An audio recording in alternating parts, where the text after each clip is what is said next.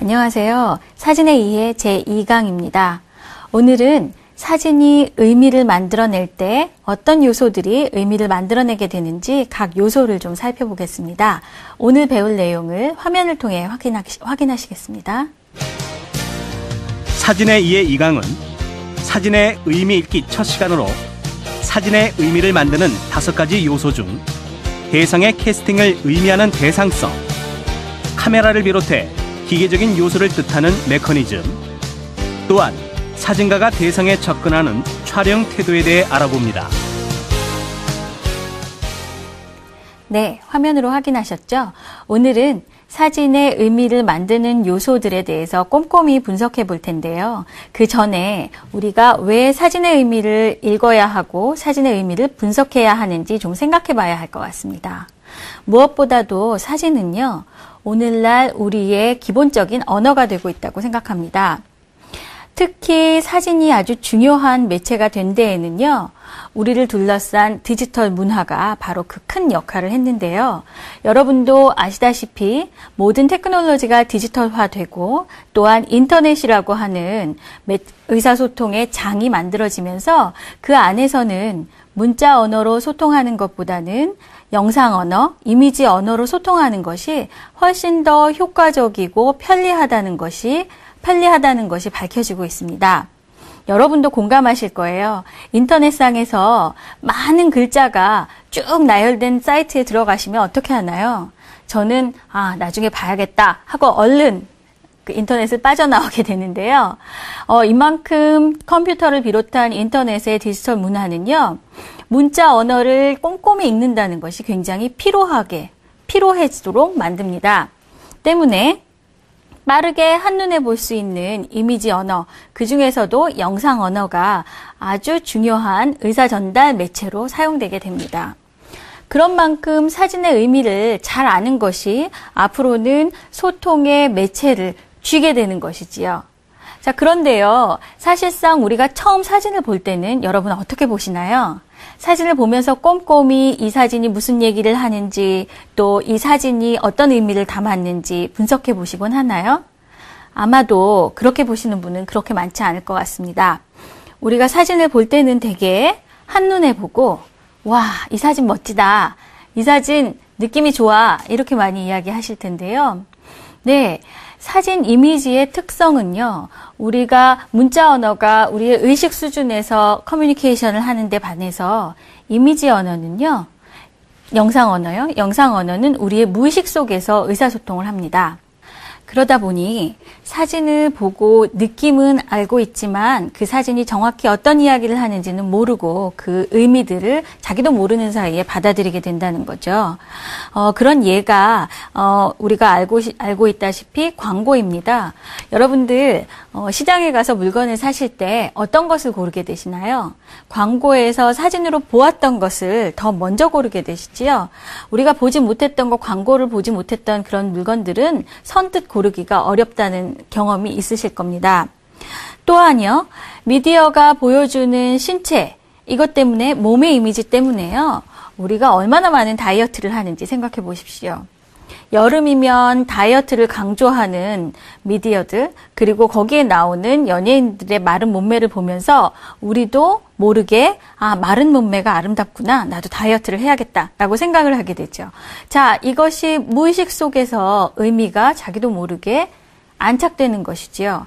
그런데 문제는요, 이렇게 자기도 모르게 의미를 받아들이다 보니까 그 사진이 갖는 여러 가지 폐해도 자기도 모르게 겪게 된다는 것입니다. 따라서 우리가 사진의 의미를 좀 더 분석적으로 그리고 의식적으로 읽어냄으로써 우리가 사진이 만들어내는 의미에 적극적이고 능동적으로 대처할 수 있다고 생각을 합니다. 그래서 저는 사진이 의미를 만들어내는 방법들을 몇 가지로 좀 분석해 보았습니다. 사진을 둘러싼 여러 가지 메커니즘과 또 배경이나 환경들이 사진의 의미를 만들어내게 되는데요. 그 요소를 화면으로 좀 보시겠습니다. 보신 바와 같이 사진의 의미를 만들어내는 요소들은 여러 가지가 있는데요. 그 중에서도 오늘은 앞에 몇 가지를 좀 살펴보도록 하겠습니다. 사진과 함께 직접 확인해 보실 테니까요. 어떤 의미들이 만들어지는지 확인해 보시면 좋겠습니다. 자, 먼저 사진의 의미를 만드는 가장 큰 요소는 대상입니다. 대상성이라고도 할 수 있어요. 대상은요, 우리가 사진이 그렇게 사실 자체를 보여주지는 않는다라고 1강에서 강조를 했지만요. 그럼에도 불구하고 사진에서 이야기를 만드는 첫 번째 요소는 대상입니다. 내가 겨울의 이야기를 하고 싶다면 겨울이라는 시점을 선택해야 되겠죠. 또 겨울이라는 것을 보여주기 위해서 겨울의 느낌이 잘 나는 눈 오는 공간을 또 선택해야겠죠. 그렇지 않고 더운 여름날 사진을 찍으면서 겨울의 느낌 혹은 추위를 이야기할 수는 없지 않겠습니까? 대상은 이렇게 사진은요. 대상을 먼저 고르고 선택하는 것에서부터 의미를 만들기 시작하고요. 이것을 캐스팅이라고도 이야기합니다. 영화나 TV 드라마에서 캐스팅한다는 이야기를 들어보셨을 텐데요. 사진의 화면에도 그 의미에 적절한 대상을 먼저 고르는 것부터 의미는 시작됩니다.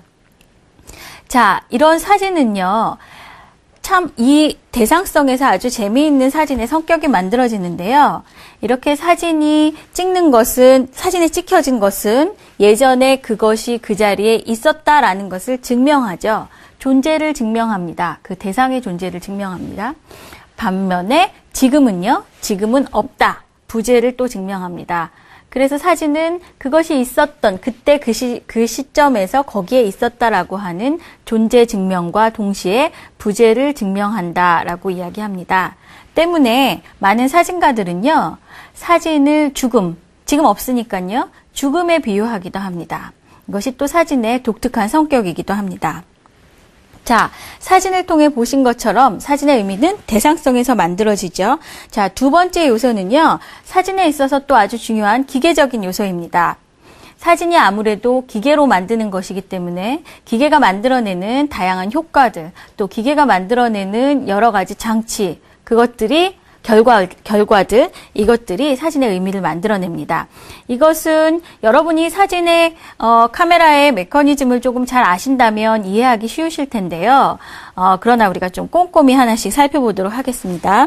먼저 카메라의 종류가 의미를 만듭니다. 카메라는요, 대형 카메라, 중형 카메라, 소형 카메라, 그리고 그 외에도 파노라마, 길게 찍히는 파노라마 카메라, 그리고 원형 카메라, 피노 카메라 등 여러 가지 종류의 카메라가 있습니다.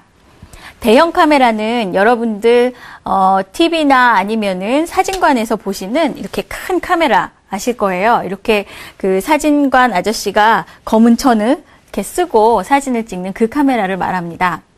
대형 카메라의 성격은요, 대형 카메라는 아주 필름 자체가 굉장히 크기 때문에 아주 선명하고 해상도가 좋은 사진을 만듭니다.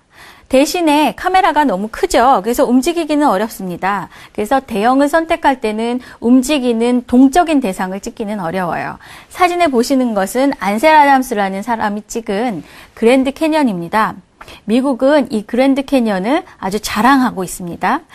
미국의 어떤 아름다움과 자연의 위대함을 보여주는 그런 곳이라고 생각하지요. 그래서 그런 위대함을 가장 잘 표현하기 위해서 대형 카메라를 선택하였습니다. 필름이 8x10인치 크기의 대형 카메라인데요. 그렇게 대형 카메라로 찍다 보니까 선예도와 해상도가 아주 우수한 사진이 됐죠. 이것은 소형 카메라로는 만들어내기 어려운 효과입니다.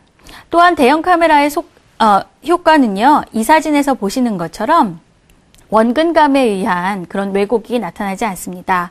이렇게 기둥을 우리가 작은 카메라로 찍다 보면 원근감 때문에 기둥이 위로 갈수록 좁아지는데요. 대형 카메라는 이것을 다 조절해서 무브먼트라는 기능을 이용해서 조절하기 때문에 사진 이렇게 기둥이 원근감 없이 똑바로 나오게 됩니다. 자, 그런가 하면 소형 카메라로 찍을 때는요, 이렇게 아주 선명하고 해상도가 좋은 사진을 찍기는 어렵겠지만 대신에 동감 있는 사진을 찍겠죠. 그래서 기자들은 대형보다는 소형을 선호하게 될 것입니다. 소형과 대형을 선택하는 것에서부터 의미를 만듭니다. 자, 또 하나 지금 보시는 것과 같은 파노라마 카메라를 들 수 있는데요. 파노라마는 이렇게 옆으로 긴 화면의 사진을 의미합니다. 파노라마 사진과 그 다음에 나오는 일반 소형 카메라로 찍은 사진을 좀 비교해 보시면요. 파노라마 카메라는 길기 때문에 더 넓게 보여주죠. 우리 인간의 화각은요, 한쪽이 42도 정도, 그래서 양쪽을 합치면은 굉장히 넓은 한 150도 정도가 될까요? 그렇게 넓은 화각을 갖게 되는데요. 인간의 두 눈은 그래서 파노라마적인 시각에 익숙합니다. 또 다른 이야기를 하면 우리 인류의 문명에 기차가 발명된 이후로 길게 보는 파노라마 시각이 더욱더 유용해지기도 했습니다. 자, 지금 사진의 쿠델카라는 사람이 찍은 사진인데요. 파노라마의 또 하나의 특성은 이렇게 화면을 분할해서 한쪽 화면과 다른 한쪽 화면에 서로 다른 사물을 배치함으로써 두 개가 만나는 그런 효과를 만들 수도 있습니다. 자, 또 하나 지금 보시는 것 같은 사진은요. 이 사진은 굉장히 애매모호한 사진인데요. 이 사진은 피놀 카메라로 찍은 사진입니다. 바로 우리가 전 강의에서 배웠던 카메라 옵스큐라 그 자체로 찍은 것인데요. 렌즈가 없이 그냥 바늘구멍으로만 찍기 때문에 이렇게 화상이 좀 흐려집니다. 그리고 오랜 시간 찍어야 되기 때문에 이렇게 움직임이 그대로 기록이 돼서 뭔가 시간이 축적된 것 같은 그런 느낌을 주는 것이 또 이런 피놀 카메라의 특징입니다. 그래서 내가 좀 느린 이야기, 시간의 축적과 관련된 이야기를 하고 싶다면 피놀 카메라를 선택하는 것도 언어의 시작이 되겠죠. 자, 이렇게 카메라와 더불어서 이 카메라에 있는 아주 중요한 의미를 만드는 요소가 렌즈입니다. 렌즈는 여러분께서 많이 써보셔서 아실 거예요. 광각 렌즈, 표준 렌즈, 망원 렌즈 이렇게 부르죠. 망원 렌즈는 우리의 시각보다 화각이 좁고 대신에 멀리 있는 것을 확대해서 봅니다. 광각 렌즈는 우리의 시각보다는 더 넓게 보지요. 때문에 더 넓은 화면을 넣는 대신에 거리감이 왜곡되기 때문에 원근감이 훨씬 더 과장되는 경향이 있습니다. 표준 렌즈는 우리의 눈과 비슷한 화각을 가지죠. 그래서 표준 렌즈로 찍으면 사진을 볼 때 굉장히 편안하고요. 광각 렌즈로 찍게 되면은 그 원근감의 과장 때문에 훨씬 더 역동적인 느낌을 받을 수가 있습니다. 지금 보시는 사진이 그러할 거고요. 그 다음 사진에 보시는 것처럼 망원 렌즈는 이렇게 보다 더 좀 정체된 느낌 혹은 거기에다가 원근감이 나타나지 않기 때문에 더 이렇게 정지된 느낌을 만들 수가 있습니다. 하지만 망원 렌즈는 멀리 있는 것을 가깝게 당기기 때문에 굉장히 강렬한 이야기를 할 수가 있죠. 자, 이렇게 렌즈를 선택하는 것이 여러분의 하나의 또 의미를 만드는 시작이 될 텐데요. 지금 보시는 사진은 한쪽, 군인이 서 있는 사진은요, 망원 렌즈로 찍혀진 것이고요. 멀리 있는 군인이 가깝게 찍혔습니다. 또한 또 다음 사진은 광각 렌즈로 찍은 것인데요. 광각 렌즈이기 때문에 앞쪽으로 나와 있는 그 포가 굉장히 강조되어 있는 것을 볼 수가 있죠. 훨씬 더 역동적이고 강렬한 느낌을 주는 것이 광각입니다. 그래서 여러분들 아시는 반지의 제왕이나 이런 것들이 광각 렌즈를 잘 이용한 경우입니다. 자, 이렇게 렌즈에 따라서 다른 사진이 만들어지는 반면에요. 렌즈 안에 또 하나의 장치가 있습니다. 조리개입니다.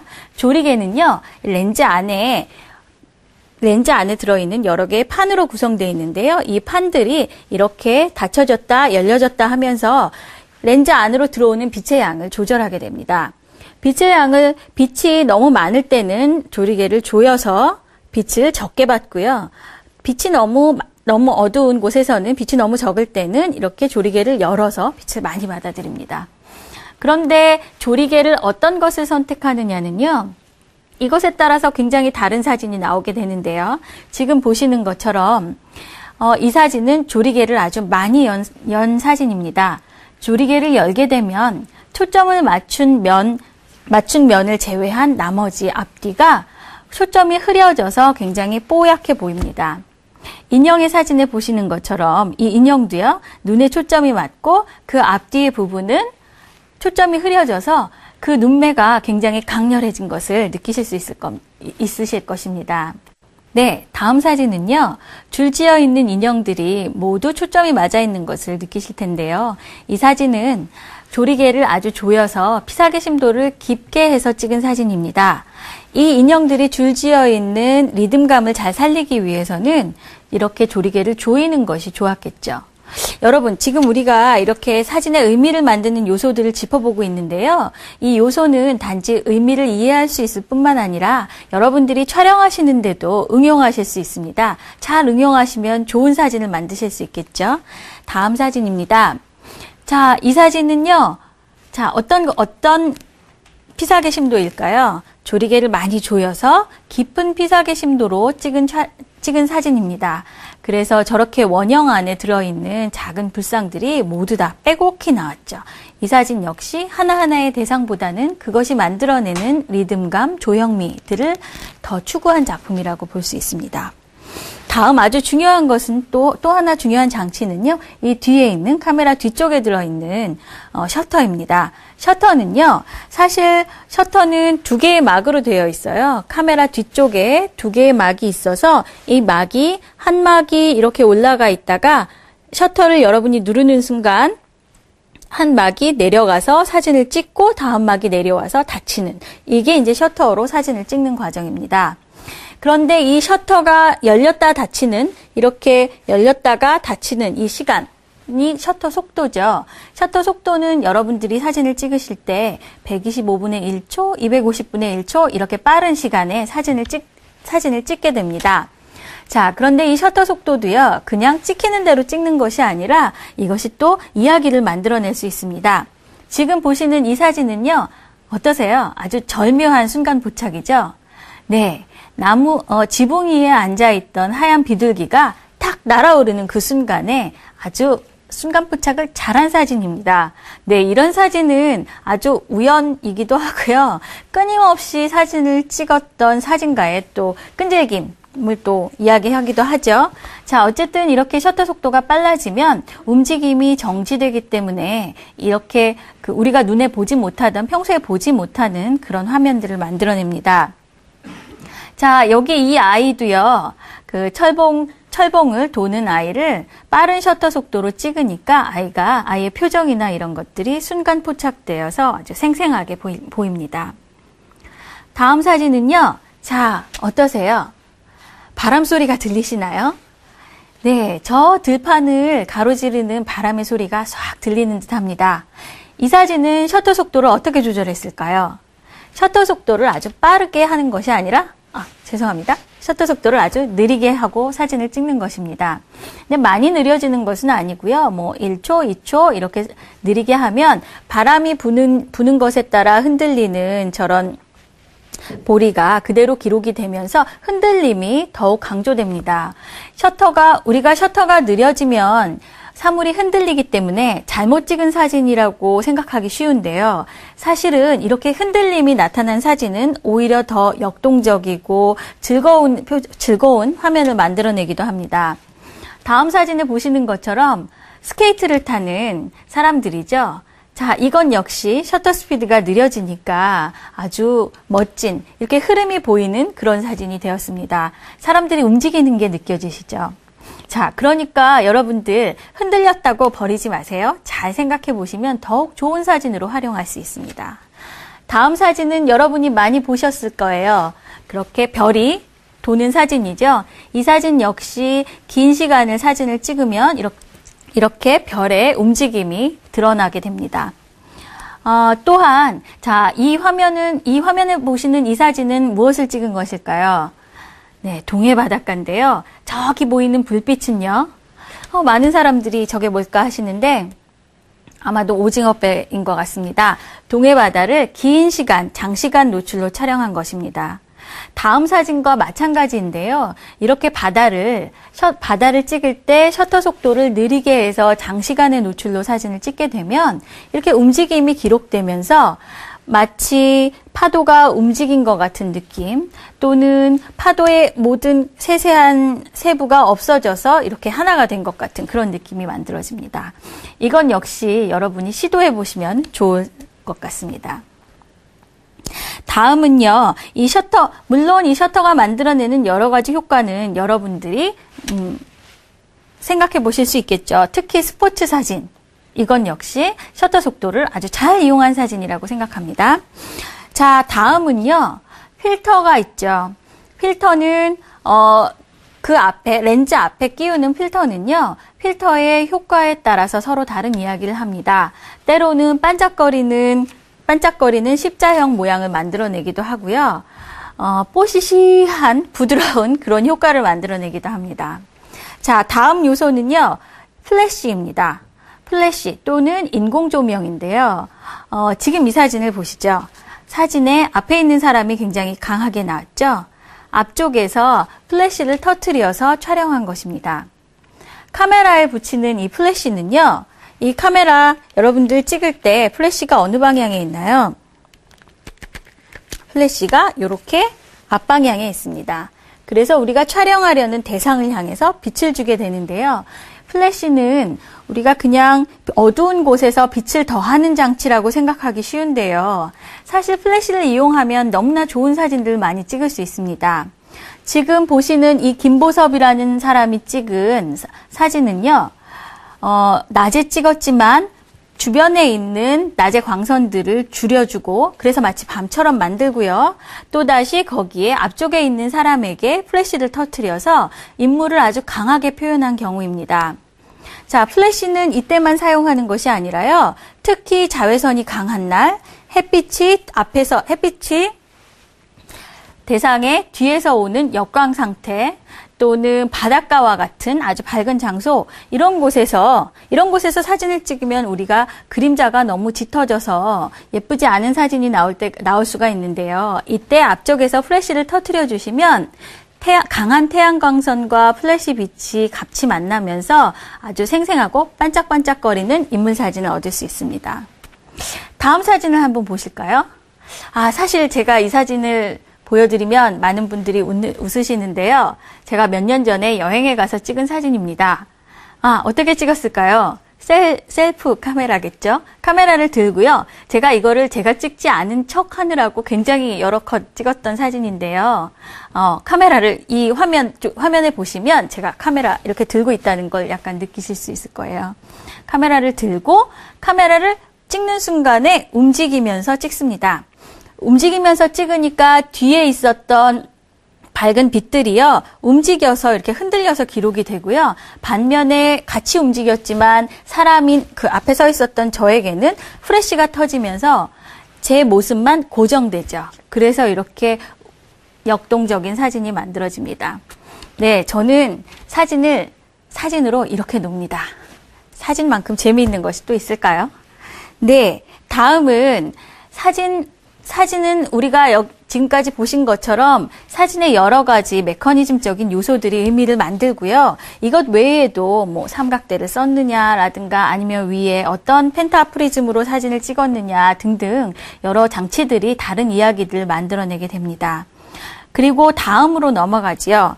다음으로 우리가 생각할 수 있는 사진의 의미를 만드는 요소는요, 촬영 태도입니다. 촬영 태도는요, 바로 카메라를 가진 사진가가 어떤 태도로 사진을 찍느냐 하는 것입니다. 여러분들 카메라를 들고 사진 어떻게 찍으시나요? 그냥 이렇게 들고 탁 찍으시죠? 저는 사람들이 찍은 사진을 보면요, 이 사진을 잘 찍고 오래 찍은 사람이 찍은 사진인지 아니면 초보자가 찍은 사진인지 구분을 할 수 있습니다. 어떻게 다를까요? 처음 사진을 찍으시는 분들은요, 카메라를 들고 움직이기가 되게 불편하시죠. 어색해요. 그래서 딱 그대로 서서 눈높이에서 그대로 찍어댑니다. 그래서 모든 사진이 거의 똑같죠. 그러나 사진을 많이 찍다 보면 몸도 자유로워지고 다양한 각도에서 다양한 위치에서 사진을 찍게 됩니다. 보다 더 재미있는 사진들이 많이 만들어지죠. 바로 촬영 태도는 그러한 것들을 의미합니다. 촬영 태도에서 먼저 이야기할 것은 눈높이입니다. 앵글이죠. 이 앵글은 사진가가 카메라를 들고 대상을 볼 때 어떤 눈높이에 있느냐를 말합니다. 우리가 눈높이 교육이라는 말도 하지만요, 우리가 찍혀지는 대상과 같은 눈높이에 있으면요, 사진은 훨씬 더 편안하게 보일 것입니다. 반면에 앵글이 이렇게 눈높이가 낮아지거나 높아지면 오히려 원근감이 강조되면서 조금 다른 사진들을 만들어내게 되는데요. 사진을 보시죠. 네, 이 사진의 아이는요, 어느 높이에서 사진을 찍었을까요? 네, 바로 밑에 있는 그 아이보다 훨씬 더 낮은 위치에서 사진을 찍었습니다. 그러니까 어떻게 나오나요? 밑에서 앵글이 사진을 찍는 사람의 눈높이가 낮아져서 이것은 이제 로우 앵글이라고 하는데요. 이렇게 로우 앵글이 되게 되면 위에 있는 대상이 밑에 있는 사진가를 이렇게 누르는 것 같은 효과를 냅니다. 또한 누를 뿐만이 아니라요. 우리가 이 사진 보면 뭐가 생각나세요? 바로 교복 사진이죠. 교복을 광고하는 사진은 대부분 이렇게 로우 앵글을 쓰는데요. 다리가 길어 보일 수 있기 때문에 이런 앵글을 선호합니다. 자, 반면에 앵글이 높이 올라가서 하이 앵글이 되면요. 찍혀지는 대상은 지금 사진에서처럼 이렇게 눌려 보이게 됩니다. 자, 이렇게 눌려 보이게 되니까 특히 아이들을 찍을 때 이렇게 눌려지는 경향이 많은데요. 아무래도 어른이 위에서 찍다 보면 이런 앵글을 갖게 되니까요. 자, 그런데 이 다음 사진을 보니까 어떠세요? 위에서 누르는 앵글이 그냥 예쁘기만 한 것은 아니죠. 이렇게 왜소한 아이들이 구석에 더 몰리면서 더욱 왜소하고 힘들어 보이게 됩니다. 자, 눈높이는요, 이렇게 촬영 태도, 눈높이를 비롯한 촬영 태도는요, 단지 그것이 어떻게 찍혔냐만 이야기하진 않습니다. 그렇게 카메라를 들고 있는 사진가의 마음가짐, 그리고 사진가의 심리까지도 담게 되는데요. 눈높이의 예를 보면요, 여러분들, 교회나 아니면 성당에 혹은 교실도 마찬가지죠. 선생님이나 신부님, 목사님은 어디에 계신가요? 높은 단위에 계시죠? 우리 학교에서 교단이 올라온 것도요, 계몽주의 시대 이후부터라고 하는데요, 교단이 올라온 것도 수업을 듣는 아이들보다 더 높은 위치에서 이야기함으로써 아이들은요, 이렇게 올려다보게 되고 말하는 사람은 내려다보면서 말을 하게 되니까 심리적인 거리감이 생깁니다. 아이들은 더 존경하는 마음을 갖게 되고 또한 그 선생님이 하는 이야기에 권위가 생기게 되죠. 같은 이치로 성당에서 중세 때는요, 성당에서 신부님께서 말씀하시는 강대상이 아주 높은 곳에 있어서 보이지 않을 정도로 높은 곳에 위치하기도 했다고 합니다. 이렇게 앵글이라는 것은 심리적인 그런 눈높이, 심리적인 높이와도 관련이 있습니다. 그런 앵글뿐만이 아니라 좀 새로운 앵글도 우리가 볼 수 있는데요. 지금 이 사진은요, 모홀리 낙이라는 사진가의 사진입니다. 위에서 에펠탑에서 바로 밑으로 내려다보고 찍은 사진이죠. 자, 지금은 이런 사진들이 굉장히 흔합니다만 이 사진을 찍었던 20세기 초만 해도요, 굉장히 신기하고 보지 못했던 그런 화면이었다고 합니다. 그래서 우리가 그동안 보지 못했던 시각 실험이라는 면에서 의미를 가진 작품이라고 할 수 있습니다.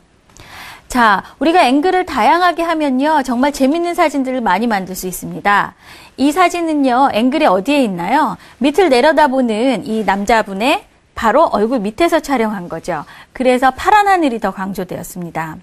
다음 사진은요, 저의 사진인데요. 저와 친구들이 함께한 사진입니다. 제가 아주 좋아하는 앵글이에요. 자, 어디에서 찍었나요? 바닥면에 있는 앵글입니다. 바닥면에 카메라를 이렇게 놓고 사진을 찍으면요, 화면에 보시는 것처럼 밑에 부분에 이 바닥 부분이 쭉 밀려가면서 쭉 밀어서 저 끝에다 사람을 놓는 그런 효과를 갖게 됩니다. 그래서 사람을 정면에서 탁 대면하는 것이 아니라 저 멀리에 놓고 마치 살짝 보는 것 같은 그런 느낌도 들게 되죠. 저는 이런 화면을 아주 좋아하는데요. 여러분도 한번 시도해 보세요. 자, 촬영 태도에서 또 꼭 말해야 하는 것이 거리입니다. 사진가, 즉 카메라와 대상과의 거리죠. 이건 역시 카메라와 대상과의 거리는요, 찍는 사람과 대상과의 심리적 거리도 대변합니다. 이 거리는요, 거리를 가깝게 찍으면 어떻게 되나요? 가까이 가서 찍으면 찍을수록 좁은 부분을 찍게 되고 화면은 강렬해집니다. 하지만 많은 설명이 빠지게 되죠. 반면에 거리가 멀어지면 멀어질수록 넓은 부분이 찍히니까 많은 이야기들을 담을 수가 있어요. 그렇지만 사진의 강도는 조금 약화되는 것이 사실입니다. 자, 이렇게 거리를 얼마큼 가까이 하느냐에 따라서 전혀 다른 이미지를 만드는 것을 아주 사진가들은 아주 좋아합니다. 자, 이 사진은요, 나무의 결을 아주 가까이 가서 찍은 사진입니다. 무엇인지 언뜻 보아서는 잘 알기 어려운 사진인데요. 이렇게 결의 느낌을 통해서 조형적인 아름다움을 찾아간 거죠. 아주 가까이 간 얘는 이렇게 한정식이라는 사진가가 자신의 발을 찍은 사진에서도 보입니다. 자신의 발에 카메라를 아주 가까이 들이대서 이렇게 발인지 뭔지 모를 그런 화면을 만들어냈죠.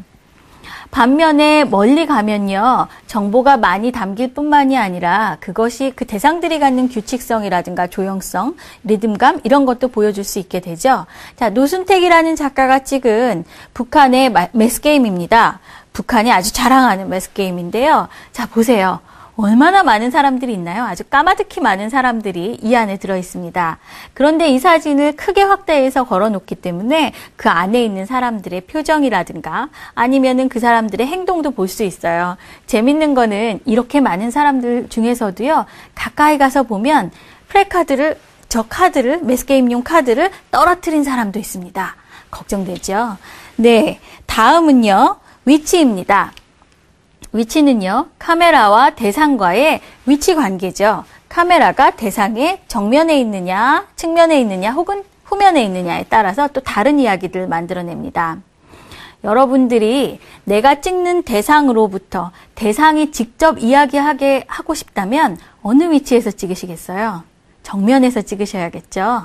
반면에 내가 대상을 좀 더 바라보고 관찰하고 싶다면 정면보다는 다른 위치에서 찍는 것이 더 효과적일 것입니다.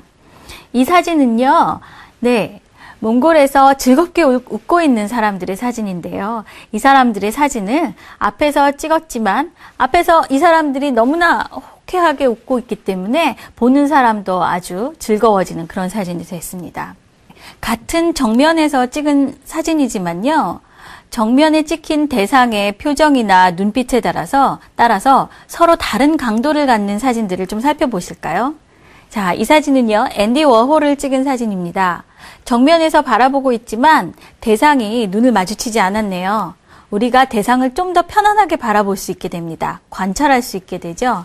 자, 이 사진의 경우에는요, 아예 눈을 감아버렸습니다. 어떠세요? 대상 자체가 우리한테 드러내놓고 무슨 이야기를 걸지는 않죠. 오히려 우리가 관찰하기가 쉽습니다. 그런 만큼 인간을 찍을 때는 인간의 눈이 이렇게 큰 힘을 갖는다는 걸 알 수 있죠. 반면에 이 사진을 보세요. 네, 이 사진 속의 인물은 우리를 노려봅니다. 이제 우리가 사진을 꼼꼼히 관찰하기보다는 이 사람의 눈을 먼저 보게 됩니다. 그런가 하면 더욱 강해진 사진이지요. 사진 속의 아이들이 이렇게 장난감 총을 들이대고 있습니다. 훨씬 더 보는 사람에게 훨씬 더 강력한 힘으로 다가오는 사진이 되었습니다. 자, 그 다음에 보실 수 있는 사진에서처럼 이렇게 화면에서 위치가 대상의 옆으로 가게 되면 어떤가요? 그 대상 자체가 우리한테 이야기를 걸기보다는 대상을 더 관찰하게 되지요. 이렇게 뒤로 가도 더욱 마찬가지입니다. 그래서 화면이 뒤로 가거나 옆으로 갈수록, 그리고 뒤나 옆쪽에 화면의 한쪽에 이렇게 뭔가를 걸려 있을수록, 뭔가 이렇게 앞에 걸려 있는 것이 있고 대상이 있을수록 좀 더 훔쳐보는 그런 느낌이 나게 됩니다. 자, 다음은요, 기울기입니다. 여러분, 사진을 찍을 때는 수평 수직을 맞춰야 하나요? 맞추지 않아야 하나요? 네, 어떻게 생각하십니까? 저는 고등학교 때 처음 사진을 배울 때 사진은 수평과 수직을 잘 맞춰야 된다, 이렇게 배웠었죠. 그런데 지금 생각해보면 그것만큼 아이러니가 없습니다. 사진은 렌즈의 효과에서 반드시 원근감이 나타날 수밖에 없어요. 그런데 오히려 기울기를 잘 맞춰서 수평 수직이 잘 맞는 사진을 찍는 것보다는 내가 표현하려는 의도에 따라서 기울기를 조절하는 것이 더욱 좋은 사진을 만들어냅니다. 자, 제가 아주 좋아하는 사진입니다. 보세요. 기울기가 기울어지니까 훨씬 더 동감 있는 사진이 났죠. 창살에 있는 절인데요. 절의 창살에 있는 저 선녀가 휘리릭 날아갈 것 같은 그런 느낌이 들지 않으세요? 자, 건물을 찍을 때도요, 이렇게 관광렌즈를 이용하고 그리고 이렇게 기울기를 기울이니까 더 움직여서 저 안으로 들어가는 느낌이 납니다. 또 이 사진은 기차가 달리는 기차에서 찍은 사진인데요. 이것도 기울어진 그 화면 때문에 이 기울어진 화면과 또 이렇게 움직인 셔터 속도 때문에 움직인 이 느낌 때문에 함께 기차를 탄 것 같은 그런 느낌이 나죠. 반면에 기울기를 수평수직을 잘 맞춘 사진입니다. 어떠세요? 굉장히 조용해지죠? 수평수직을 잘 맞춰서 조용하게 맞추면 맞출수록 사진은 차분하고 고요해집니다. 내가 조용하고 차분한 이야기를 하겠다면 수평수직을 잘 맞추는 것이 좋겠지만 불안하거나 혹은 움직이는 느낌이 들게 하고 싶다면 그럴 때는 기울기를 마음껏 움직여 보시는 것도 좋을 것 같습니다. 자, 이와 더불어서 촬영 태도에서 또 아주 중요한 것이 빛과의 관계입니다. 여러분께서 사진은 빛의 예술이라는 것을 모두 다 공감하실 거예요. 사진은 대상 자체를 찍는 것이 아니라 대상이 반사하는 빛을 찍으니까요. 그 빛의 질이나 효과, 방향 등에 따라서 사진의 이미지도 완전히 달라질 수 있습니다. 때문에 빛을 잘 보는 사람이 사진을 잘 찍는다고 할 수가 있죠. 자, 시간대에 따라서 사진이 어떻게 달라지는지 빛의 태양광선이죠. 태양광선의 기울기에 따라서 사진이 어떻게 달라지는지 한번 보실까요? 자, 이 사진은요. 해뜰녘의 사진입니다. 해뜰녘은요. 이렇게 해가 있는 부분은 좀 더 붉고요. 해가 없는 부분은 푸르게 보입니다. 태양광선은요. 색온도라는 것이 있는데요. 모든 빛은 색온도가 있지요. 이 색온도는 태양광선을 중심으로 해서 태양광선보다 색온도가 높으면 푸르스름하게 보입니다. 푸르스름하게 사진이 찍혀요. 반면에 태양광선보다 온도가 낮으면 붉게 찍힙니다. 그래서 태양광선보다 색온도가 높은 빛, 예를 들면 형광등 같은 것이 있는데요. 이런 것들은 좀 푸르게 사진이 찍히고 반면에 광선보다 온도가 낮은 촛불, 할로겐 램프, 나트륨 또는 사진용 램프들 그런 것들은 온도가 낮기 때문에 색온도가 낮기 때문에 붉게 보입니다. 가장 온도가 낮은 것은 촛불이죠. 그래서 촛불 앞에서 사진을 찍으면 얼굴이 붉게 표현되는 거를 느끼실 겁니다. 그래서요. 가끔은 여자친구나 남자친구의 사진을 멋지게 찍어주고 싶을 때, 따뜻한 느낌이 들게 사진을 찍어주고 싶을 때 기존의 형광등을 이용하는 것보다는 이렇게 색온도가 낮은 쪽에 램프를 이용하면 훨씬 더 따뜻한 느낌을 만드실 수 있습니다. 이 사진은 앞에서 말씀드린 것처럼 색온도가 굉장히 높아져 있는 새벽이기 때문에 한쪽은 푸르고요. 한쪽은 붉습니다. 자, 그 다음 사진은 조금 밝아졌죠? 새벽에 완전히 해가 뜨고 난 다음입니다. 그러나 여전히 좀 더 부드러운 느낌이 난다는 거 보실 수 있을 거예요. 두 장의 사진이 그렇고요. 빛의 그 방향이나 아니면 빛의 질을 잘 선택하면 여러 가지 사진을 만드실 수 있습니다. 지금 보시는 것은 오후의 햇빛이 되겠죠? 오후의 햇빛이라는 건 뭘 보고 알 수 있나요? 그림자가 길어진 것을 보고 아실 수 있습니다. 그림자가 길어지는 이 그림자를 잘 이용하면 아주 개성 있는 사진을 만들어내게 됩니다. 네, 이 사진의 고양이는 보일 듯 안 보일 듯 하지만 그 그림자와 빛이 만들어내는 그 컨트라스트가 아주 멋진 그런 고양이를 만들어냈습니다. 다음 사진은 거의 흐린 날 저녁이 다가올 무렵이겠죠. 펭귄의 실루엣만 보이는데요. 자, 여기 보시는 것처럼 이것은 역광 사진입니다. 역광으로 이렇게 그림자, 실루엣만 보임으로써도 좋은 사진이 만들어집니다. 또한 밤으로 가면요. 이제 밤에는 인공조명들을 사용하게 되죠. 지금 보시는 것처럼 공원에 설치된 인공조명이 아주 으스스한 그런 화면도 만들어냈고요. 또한 그 가로등의 색깔 때문에 이렇게 주황색 사진이 만들어지기도 합니다. 자, 빛은요. 또한 이것은 빛과 더불어서 우리가 또 하나 생각해 볼 것은 반영입니다. 물에 반영되는 거요. 날씨에 따라서 반영의 정도가 달라지는데요. 반영을 잘 이용하면 이렇게 개성 있는 사진도 찍을 수 있습니다.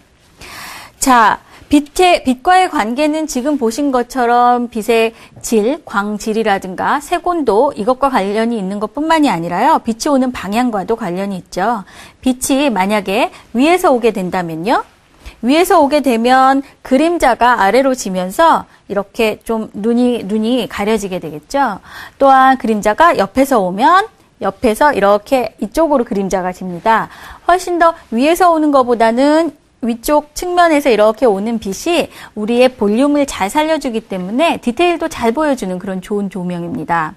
또한 반면에 조명이 밑에서 오면 어떻게 되나요? 여러분들 많이 해보셨죠? 귀신놀이요. 이렇게 밑에서 조명이 오게 되면 그림자가 거꾸로 생기기 때문에 아주 낯선 얼굴이 됩니다. 때문에 우리가 그것을 귀신놀이에 응용하는 거죠. 자, 이렇게 빛을 잘 선택하는 것뿐만 아니라 이와 더불어서 톤의 선택도 있습니다. 톤이라는 것은요, 전체적인 사진의 어떤 밝기나 분위기를 의미하는데요. 먼저 사진을 보시면 이 사진은요, 톤을 아주 밝게, 하이키 톤이라고 합니다. 하이키 톤으로 밝게 찍은 사진입니다. 역광이기 때문에 배경이 모두 하얗게 날아가 버렸는데요. 대신에 분홍색의 코스모스가 아주 하늘하늘 아름답게 표현이 됐습니다. 자, 이 사진은요, 자신의 아내를 꾸준히 사진 찍었던 그런 작가의 사진입니다.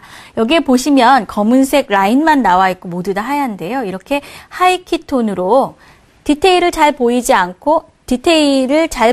않고 이렇게 하얗게 날리는 하이키 톤도 이렇게 아주 재미있는 사진을 만듭니다. 옆에 있는 사진은 민병헌이라는 한국의 작가입니다. 이 작가는요, 이렇게 애매모호한 톤이요, 약간 밝은 쪽의 톤을 만들어내는데 암실에서 3년이 걸렸다고 합니다. 암실에서 3년 동안 이 톤을 만들어냈는데요. 그 결과 이렇게 예쁜 톤을 만들어냄으로써 우리나라에서보다는 외국에서 한국의 미를 잘 보여준다는 평가를 받고 있습니다. 톤 하나만을 잘 생각해냈는데 잘 만들어낸 것도 그 사람 작품의 전체 개성을 보여주기도 합니다. 반면에 다음 사진은 굉장히 어둡죠? 로우키 톤 사진입니다. 전체적인 톤이 어두워져서 전체적으로 무겁고 장중하고 혹은 어두운 그런 느낌을 주게 됩니다. 네, 다음 사진을 보시죠. 다음 사진은요, 톤 자체를 조절하였다기보다는요, 대상과 또 배경이 만들어내는 컨트라스트의 차이를 이용한 작품입니다. 우피 골드버그라는 배우가 가진 검은 피부와 또 하얀 우유가 어우러져서 컨트라스트가 강해지면서 명암 대비가 강해지는 그런 사진이 만들어졌습니다. 아주 재미있는 사진이죠. 자, 여기까지 오늘은요, 사진의 의미를 만드는 요소 3가지에 대해서 배웠습니다. 오늘 배운 내용을 화면을 통해 확인해 보시죠. 사진의 예 2강에서는 사진의 의미 있기 첫 시간으로 사진의 의미를 만드는 요소 중 대상을 적절하게 캐스팅하는 대상성, 카메라를 비롯해 렌즈, 조리개, 셔터, 필터, 플래시 등 기계적인 요소를 뜻하는 메커니즘, 눈높이, 거리, 위치, 기울기, 빛과 톤 등을 고려해 대상에 접근하는 촬영 태도에 대해 공부했습니다. 네, 다음 시간에는 오늘에 이어서 사진의 의미를 만드는 다른 요소들을 살펴보겠습니다. 또한 한 작가의 사진을 꼼꼼히 분석해 보기도 하겠습니다. 그럼 다음 시간에 뵙겠습니다. 수고하셨습니다.